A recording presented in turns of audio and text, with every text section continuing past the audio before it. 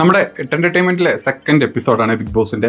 ഇന്ന് ബിഗ് ബോസിൻ്റെ first day. ഇന്നലെ എല്ലാവരും എൻ്റർ ചെയ്തു. ഇന്ന് ഫസ്റ്റ് ഡേ ഓൾമോസ്റ്റ് കഴിഞ്ഞു അല്ലേ. അപ്പോൾ ഇന്ന് ഫസ്റ്റ് ഡേയിൽ തന്നെ എലിമിനേഷൻ വരെ വന്നിട്ടുണ്ട് ഇന്നത്തെ ബിഗ് ബോസിൽ. അപ്പോൾ അതുപോലെ തന്നെ കുറേ പേര് വീഡിയോ ചെയ്യുന്നത് കണ്ടു. ഇതിനെ മതമായിട്ടും അതല്ലെങ്കിൽ ബിഗ് ബോസിൽ ഇല്ലുമിനാറ്റി ആയിട്ട് ചില ആൾക്കാർ കണക്ട് ചെയ്ത് പറഞ്ഞു. പണ്ട് ഫിറോസ് പറഞ്ഞിരുന്നു, നമ്മൾ കിടിലൻ ഫിറോസ് അങ്ങനെ എന്തോ സംസാരിച്ചിരുന്നു എന്ന് പറഞ്ഞിട്ട് ഒരു പോഷൻ കണ്ടു. പിന്നെ അതിനുശേഷം കുറേ പേര് അതിൽ ആദില നൂറ എന്നുള്ള ലെസ്ബിയൻ കപ്പിൾസ് ഉണ്ട്. അത് മുസ്ലിങ്ങളെ മോശമാക്കി കാട്ടാനാണ്, അല്ലെങ്കിൽ മുസ്ലിം കൂട്ടത്തിലുള്ള അങ്ങനത്തെ ആളുകളെ പുറത്തോട്ട് കൊണ്ടുവരാനുള്ള പ്രചോദനം കൊടുക്കാനാണ്. പിന്നെ വേറെ ഒന്ന് രണ്ട് മുസ്ലിം കണ്ടസ്റ്റൻ്റ് ഉണ്ട്. അവരൊക്കെ അതിൽ കൊണ്ടിരുത്തിയത് ആ രീതിയിൽ സമുദായത്തിനെ വരെ പറയിപ്പിക്കുന്ന രീതിയിൽ എന്നൊക്കെ പറഞ്ഞിട്ട് ചില വീഡിയോസും കാര്യങ്ങളൊക്കെ കണ്ടു. നമ്മൾ ഇതെല്ലാം അംഗീകരിച്ചിട്ടുള്ള രാജ്യത്താണ് നമ്മൾ ജീവിക്കുന്നത് അല്ലേ. ഈ ഒരു ജനാധിപത്യ രാജ്യത്താണ് നമ്മൾ താമസിക്കുന്നത്. അവിടെ ഇങ്ങനത്തെ പ്രോഗ്രാമുകൾ ഉണ്ടാവും. അവിടെ സമുദായത്തിനെ കുറ്റം പറയും, മറ്റു സമുദായം ഇവരെ കുറ്റം പറയും, ഇവർ അങ്ങോട്ട് പറയും, അങ്ങോട്ടും ഇങ്ങോട്ടും പറയും. ഒരു കലാപം ഉണ്ടായപ്പോലും അത് അതിൻ്റെ വഴിക്ക് നടക്കുന്നുണ്ട്.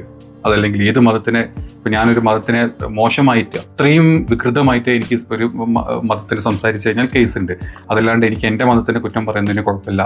പിന്നെ കോമൺ ഫാക്ടേഴ്സ് ആയിട്ടുള്ള ഒരുപാട് കാര്യങ്ങൾ ഇങ്ങനെ പോകുന്ന രാജ്യമാണ് ഒരു ജനാധിപത്യ രാജ്യം. അപ്പോൾ ഇവിടെ നമ്മൾ ഇങ്ങനത്തെ പ്രോഗ്രാം ഉണ്ടാക്കുന്നത് മറ്റ് മതത്തിനെ തകർക്കാനാണ്, അല്ലെങ്കിൽ മറ്റ് സമുദായത്തിനെ ഇല്ലാണ്ടാക്കാനാണ്, മോശപ്പെടുത്താനാണ്. ഇങ്ങനത്തെ കമൻസ് പറയാൻ നിൽക്കരുത് നമ്മൾ. ഇപ്പം ഞാനൊരു മതത്തിൽ വിശ്വസിക്കുന്നുണ്ട്, അതല്ലെങ്കിൽ എൻ്റെ മതത്തിൽ എനിക്ക് ഭയങ്കര സ്ട്രോങ് ബിലീഫും കാര്യങ്ങളൊക്കെ ഉണ്ടെങ്കിൽ അത് എനിക്ക് ഓക്കെ, ഞാൻ ഓക്കെ ആണെങ്കിൽ പിന്നെ എന്തിനാ ബാക്കിയുള്ളവർ എന്ത് പറഞ്ഞോട്ടെ, അവർ ബിഗ് ബോസ് കാണിച്ചു തന്നോട്ടെ, എനിക്ക് എന്ത് വേണമെങ്കിലും എനിക്ക് കാണിച്ചു തന്നോട്ടെ, ഞാനല്ലേ കൺട്രോൾഡ് ആവേണ്ടത്. എനിക്കൊരു മതത്തിനോട് അല്ലെങ്കിൽ എൻ്റെ വിശ്വാസത്തിനോട് ഞാൻ അത്ര മുന്നോട്ട് പോകുന്നുണ്ടെങ്കിൽ ഞാനത് കൺട്രോൾഡ് നിന്നാൽ പോരെ. എന്തിനാ ഞാൻ ബാക്കിയുള്ളവരത് കണ്ടിട്ട് മനസ്സ് മാറാണ്ടിരിക്കലാണല്ലോ നമ്മളെ വിശ്വാസം എന്ന് പറയുന്നത് അല്ലേ. അപ്പോൾ ഇങ്ങനത്തെ ബിഗ് ബോസ് ഇങ്ങനത്തെ പ്രോഗ്രാമൊക്കെ വരുമ്പോൾ ഇങ്ങനത്തെ ആളുകൾക്ക് ഒരുപാട് ഒരു കാര്യമില്ലാണ്ട് ഇങ്ങനത്തെ വീഡിയോസും ചെയ്ത് അഭിപ്രായങ്ങളും പറഞ്ഞ് ഈ ബാക്കിയുള്ള മതക്കാർ അല്ലെങ്കിൽ ബാക്കി സമുദായത്തിൻ്റെ അടുത്ത് ഇങ്ങനെ സ്വയം നാണം കെടാണ്ടിരിക്കുന്നതാണ് എപ്പോഴും ബെറ്റർ ആയിട്ട് നമ്മൾ ചിന്തിക്കേണ്ട ഒരു കാര്യം എന്നാണ് ഞാൻ മനസ്സിലാക്കുന്നത്. ജസ്റ്റ് ഒരു ആമുഖം പറഞ്ഞു എന്നുള്ളൂ. ബിഗ് ബോസിലോട്ട് നമ്മൾ കിടക്കാം. ബിഗ് ബോസിൽ നമ്മൾ കിടക്കുന്ന സമയത്ത് ഫസ്റ്റ് ഡേ എൻ്റെ 8 പേരെ എലിമിനേഷൻ ലിസ്റ്റിലോട്ട് വന്നിട്ടുണ്ട്. 8 പേര് ഞാൻ പറഞ്ഞത് 8 പേർക്ക് ഒന്നിൽ കൂടുതൽ എലിമിനേഷൻ ആളുകൾ, അതായത് ഇപ്പോൾ ഞാൻ വന്നിരുന്ന് നമുക്കറിയാം, നമ്മൾ പലരും വന്നിരുന്നിട്ട് എനിക്ക് എലിമിനേറ്റ് ചെയ്യാൻ, എനിക്ക് ഇവിടെ ഗെയിം നല്ല രീതിയിൽ കളിക്കുന്നില്ല എന്ന് തോന്നുന്ന 8 പേരുടെ പേര് പറഞ്ഞു. ആ പേരുകൾ, അതായത് ഒന്നിൽ കൂടുതൽ വോട്ട് കിട്ടിയ ആളുകളുടെ പേരുകളാട്ടോ അതൊക്കെ. പിന്നെ ഷൈത്തിനെ പറ്റി കൂടുതൽ ആളുകൾ കമൻറ്റ് ചെയ്ത ആളൊട്ടും ഇൻവോൾവ് അല്ല എന്നുള്ള രീതിയിലാണ്. എന്തിനോ വേണ്ടി തിളയ്ക്കുന്ന സാമ്പാർ എന്നുള്ള രീതിയിൽ ഒന്നിലോട്ടും ഇൻവോൾവ് ആവുന്നില്ല എന്നാണ്. പിന്നെ രേണുസുധിയുടെ വിഷയം നമുക്കറിയാം. ഇന്ന് മൊത്തം തലവേദന ആയിരുന്ന ആൾക്ക് തലവേദന വരുന്നു, ഭയങ്കരമായിട്ട് ബുദ്ധിമുട്ടുന്നു. ചില കാര്യങ്ങൾ വരുമ്പോൾ ചാടി വെക്കുന്നു, സംസാരിക്കുന്നു. അനുമോൾ അതിനെ കൗണ്ടർ പോയിന്റ് ചെയ്തിട്ട് ഇതുവരെ തലവേദനയുള്ള ആൾ പിന്നെ എന്തിനാ വഴക്കിടുന്ന എന്നുള്ള രീതിയിൽ ചോദ്യങ്ങളൊക്കെ വരുന്നു. അങ്ങനെ രേണുസുധിനെ ഒരുപാട് പേര് ഇന്ന് നോമിനേറ്റ് ചെയ്തിട്ടുണ്ട്. ഒരു ഫേക്ക് കഥാപാത്രമായിട്ട് തോന്നുന്നു എന്നാണുള്ള സത്യം. എനിക്കും തോന്നിയ അക്കാര്യം തന്നെയാണ്. പിന്നെ രഞ്ജിത്ത്, നമ്മുടെ മുൻഷി രഞ്ജിത്ത്, പുള്ളി ഇപ്പോഴും അതായത് ഒരു വലിയേട്ടൻ കളിക്കുന്ന സ്റ്റൈലാണോ, അതല്ലെങ്കിൽ ഞാൻ കുറച്ച് തന്തവൈവാണ് എന്നുള്ള ചിന്ത മനസ്സിലുള്ളത് കൊണ്ട് പുള്ളി കുറച്ചൊന്ന് ബാക്ക്വേർഡ് ആയിട്ടാണ് പുള്ളി കാര്യങ്ങൾ ചെയ്യുന്നതെന്ന് എനിക്ക് തോന്നി. പുള്ളിയുടെ പേര് 2 കൂടുതൽ പ്രാവശ്യം വന്നിട്ടുണ്ട്. പിന്നെ നെവിൻ്റെ പേര് വന്നിട്ടുണ്ട്. നെവിൻ ഈ പറഞ്ഞ പോലെ തന്നെ ഇൻവോൾവ് ആയിട്ടില്ല. പിന്നെ ഒരു കാര്യമുണ്ട്, ഇത് ഫസ്റ്റ് ഡേ ആണ്, ഇൻവോൾവ്മെൻറ്റ് സമയം എടുക്കും. കഴിഞ്ഞ എല്ലാ എപ്പിസോഡ്സും മുമ്പ് വന്ന എല്ലാ സീസൺസിലും ഇങ്ങനെ തന്നെ ആയിരുന്നു. ഫസ്റ്റ് ഡേയിൽ നമ്മൾ ഫസ്റ്റ് കണ്ട ആളുകളൊന്നും അല്ല പിന്നോട്ട് ഫ്രണ്ടിലോട്ട് ചാടി വീണതും. ഫസ്റ്റ് ചാടി വീണ പല ആളുകളും വിത്തിൻ 1 വീക്കിൽ എലിമിനേറ്റഡ് ആയി പോയും നമ്മൾ കണ്ടിട്ടുണ്ട് അല്ലേ. അതെ, നമ്മൾ രതീഷിൻ്റെ കാര്യം ആലോചിച്ചാൽ നമുക്ക് മനസ്സിലാവും. പിന്നത്തെ പേര് വന്നത് ഗസേലിൻ്റെ പേരാണ്.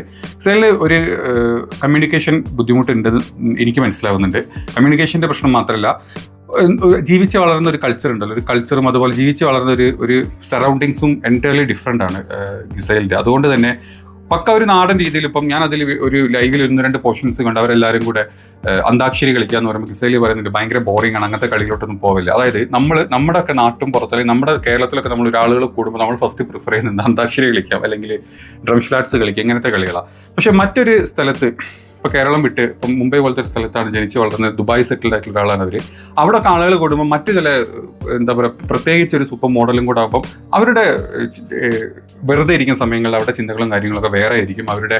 അവരുടെ ടൈം പാസും കാര്യങ്ങളും വേറെയാണ്. അതുകൊണ്ട് തന്നെ അവർക്ക് ഇതിലൊക്കെ എത്രത്തോളം ഇൻവോൾവ് ആവാൻ പറ്റുമെന്ന് അറിയില്ല, പക്ഷേ ട്രൈ ചെയ്യുന്നുണ്ട് മാക്സിമം. അതാണ് മറ്റൊരു കാര്യം ജിസൈലിൻ്റെ കാര്യത്തിലുള്ളത്.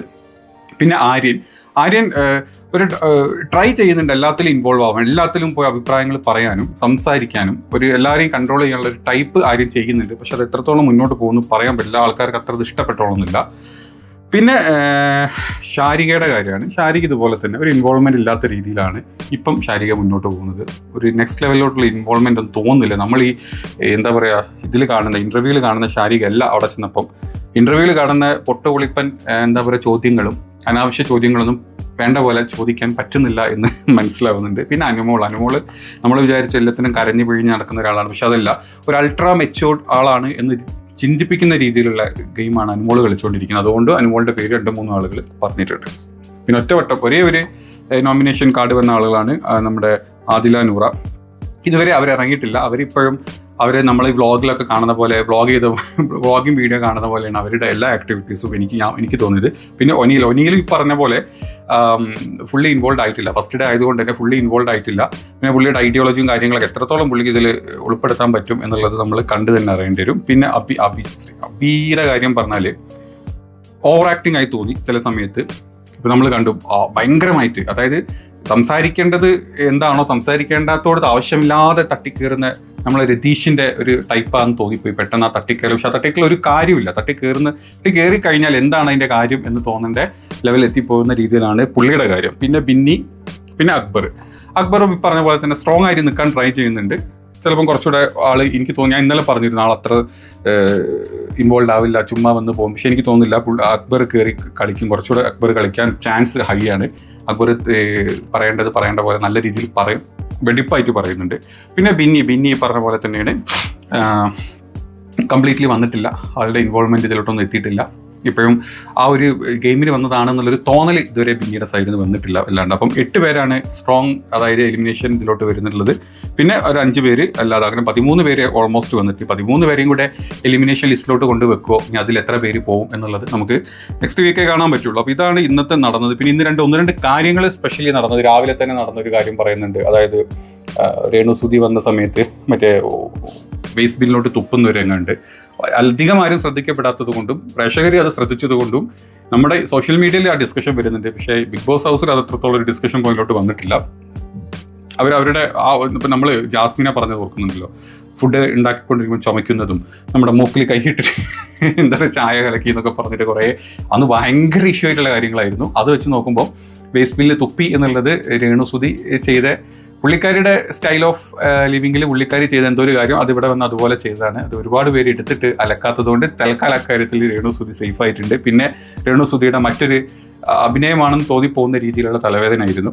ഈ തലവേദന ഉണ്ടെങ്കിലും കുറച്ച് സമയമുള്ള തലവേദന ഒരു ഫുൾ ഡേയുടെ 3/4 ഭാഗത്തോളം തലവേദന കാണിച്ച് പല ഭാഗത്തുനിന്ന് മാറി നിന്ന് ഒരു പാവത്താൻ പിടിച്ച്, അതായത് അയ്യോ പാവം കൊച്ച് കഷ്ടപ്പെട്ടു ഫസ്റ്റ് ഡേൻ്റെ ആ ഒരു ഫീലിങ്സ് കൊണ്ടുവന്ന്, പിന്നെ ചില സമയങ്ങളിലോട്ട് നമ്മുടെ പണ്ട് ജാസ്മിൻ കളിച്ച പോലെ ചാടി വീണ് ഡയലോഗ് പറഞ്ഞ്, പക്ഷെ അതൊക്കെയാണ് രേണു ട്രൈ ചെയ്യുന്നത് നമുക്ക് തോന്നും. പക്ഷേ രേണുവിനെ കൊണ്ട് പറ്റില്ല അതൊന്നും. ചുമ്മാ ഇങ്ങനെ പോവുകയാണെങ്കിൽ അധികമൊന്നും മുന്നോട്ട് പോവില്ല. അതല്ല ബിഗ് ബോസിൽ, അല്ലെങ്കിൽ ബിഗ് ബോസിന്റെ മാനസിക അന്തരീക്ഷത്തിൽ വേണ്ട കാര്യങ്ങൾ അതല്ല എന്നുള്ളത് വളരെ സത്യമായിട്ടുള്ള കാര്യമാണ്. പിന്നെ ഷാനവാസ് പറഞ്ഞ പോലെ ഷാനവാസ് ഒരു കാര്യം പറഞ്ഞു, അതായത് ഗിസേലിനെ ഡ്രസ്സ് മോശമാണ് എന്നുള്ള രീതിയിലുള്ള ഒരു എന്താ പറയുക ഇത് പറഞ്ഞു. അതായത് എന്തുകൊണ്ട് എലിമിനേഷനോട്ട് പറഞ്ഞു, അതായത് ഈ ഒരു കേരള സംസ്കാരത്തിന് ചേർന്ന ഡ്രസ്സിങ് അല്ല ഗിസേൽ ഇടുന്നതെന്ന്. അതൊരു ബ്ലണ്ടർ സംസാരമായിപ്പോയി. ഈ എന്താ പറയുക, ഒരാളുടെ ബോഡി അവർക്കിട്ടൊരു ഡ്രസ്സ് അവർ തീരുമാനിക്കും. ഏതായാലും അവർ ഈ ബിക്കിനി ഇട്ടൊന്നും അല്ലല്ലോ അവിടെ നടക്കുന്നത് എന്ന് ചിന്തിച്ചാൽ മതി. ഇനി അതാണെങ്കിൽ പോലും നമുക്ക് ഒരു ലിമിറ്റിൻ്റെ മേലോട്ട് ഇത്തരം കാര്യങ്ങൾ പറയാണ്ടിരിക്കുന്നത് നല്ലത്. പറഞ്ഞ സ്ഥിതിക്ക് ഒരുപാട് ആളുകൾ, പ്രത്യേകിച്ച് എന്താ പറയുക, സ്ത്രീ വിരുദ്ധത പോലത്തെ ഒരു സംസാരം തന്നെയാണ് അത് പുറത്തോട്ട് വന്നു കഴിഞ്ഞാൽ സമുദായത്തിനെ പറയിപ്പിക്കാൻ, ഞാൻ തുടക്കത്തിൽ പറഞ്ഞ പോലെ സമുദായത്തിനെ പറയിപ്പിക്കാനും അതുപോലെ തന്നെ എന്താ പറയുക, ഈ ഒരു സ്ത്രീ ജനങ്ങളുടെ സപ്പോർട്ട് കുറയാനുള്ള ചാൻസസ് ഭയങ്കര ഹൈയാണ്. അപ്പോൾ അതൊരു റോങ് എന്താ പറയുക ഇതായിപ്പോയി, ഐഡിയ ആയിപ്പോയി പുള്ളി അവിടെ ഷാനവാസ് അത് എടുത്തിട്ടതെന്ന് എനിക്ക് തോന്നി. പിന്നെ ഇന്നിപ്പം വേറെ എന്താ പറയുക, ഇതിൽ വേറെ ബിഗ് ബോസിൽ ഇന്ന് കാര്യമായിട്ട് പറയത്തക്ക വലിയ സംഭവങ്ങളൊന്നും ഉണ്ടായിട്ടില്ല. തലവേദന നാടകവും ഈ പറഞ്ഞ പോലെ തന്നെ തുപ്പലും അതുപോലെ തന്നെ ഈ ഷാനവാസിൻ്റെ ഈ ഒരു ഡയലോഗ് പറഞ്ഞതും ഇത്തരം കാര്യങ്ങളൊക്കെ ഉള്ളൂ. പിന്നെ അനീഷ് ക്യാപ്റ്റൻ ആയതുകൊണ്ട് അനീഷിൻ്റെ പേര് ഒരുപാട് ആർക്കും ഈ എലിമിനേഷൻ റൗണ്ടിൽ ഇടാൻ പറ്റില്ല. അനീഷ് ഞാൻ പറഞ്ഞുതരാം, ആളൊരു മൊണ്ണ എന്ന് ഞാൻ പറയും, അങ്ങനെ തന്നെ പറയണം. അയാളുടെ മൊത്തം അവൻ ട്രൈ ചെയ്യുന്നത് അവനൊരു ഒറ്റയാനായിട്ട് നിന്നിട്ട് എല്ലാവരുടെ ഏതെങ്കിലും അഭിപ്രായം പറയാൻ ഒരു സ്ത്രീ വിരുദ്ധത കാണിക്കാം. പക്ഷേ ആളൊരു സ്ത്രീ വിരുദ്ധരാണെന്ന് എനിക്ക് ഒട്ടും തോന്നുന്നില്ല. എനിക്ക് ആളൊരു മണ്ടനാണെന്ന് എനിക്ക് തോന്നുന്നത്. ആ മണ്ടത്തരം വെച്ചിട്ട് പിടിച്ചു നിൽക്കാൻ പറ്റും എന്ന് തോന്നുന്നില്ല. ഒരിക്കലും ഒരു സ്ട്രോങ് കണ്ടസ്റ്റൻ്റായിട്ട് നിൽക്കുന്ന പോലെയല്ല. എനിക്ക് തോന്നുന്നു എനിക്ക് തോന്നുന്നു അവൻ്റെ ആ ഒരു സ്റ്റൈൽ ഓഫ്, അതൊക്കെ ഓരോരുത്തർ താല്പര്യമാണ്, സ്റ്റൈൽ ഓഫ് ടോക്കിങ് കാര്യങ്ങളൊക്കെ. പക്ഷെ ആള് അഖിൽമാരാറിന്റെ ഒരു ഇതടിക്കാൻ നോക്കുന്ന പോലെ എനിക്ക് തോന്നുന്നു. ആ ഒരു സ്ട്രോങ് ഒരു ഒറ്റയാനാണെന്ന രീതിയിൽ. പക്ഷേ അഖിൽമാരാറിന്റെ ഒക്കെ നേരെ അയലത്ത് പോലും നമ്മുടെ അനീഷ് എത്തില്ല. മനീഷോ എന്തായിരുന്ന പേര്, നമ്മുടെ കോമൺ റൈറ്റ് വന്നത്. അപ്പോൾ ഇത്രയും കാര്യങ്ങളാണ് ഇന്നൊരു 10 മണി വരെയുള്ള സമയത്ത് ബിഗ് ബോസിൽ നടന്നത്. ഇനിയുള്ള ഇതേപോലത്തെ ഒരു 1-2 എപ്പിസോഡ്സ് നമ്മൾ ഡെയിലി നമ്മുടെ എന്റർടൈൻമെന്റ് എന്ന് പറഞ്ഞിട്ടുള്ള സെഗ്മെന്റിൽ ചെയ്യുന്നതായിരിക്കും. അപ്പം നോക്കാം ഇനി വേറെ പുതിയ വല്ല അപ്ഡേറ്റ്സും വരുന്നുണ്ടോ.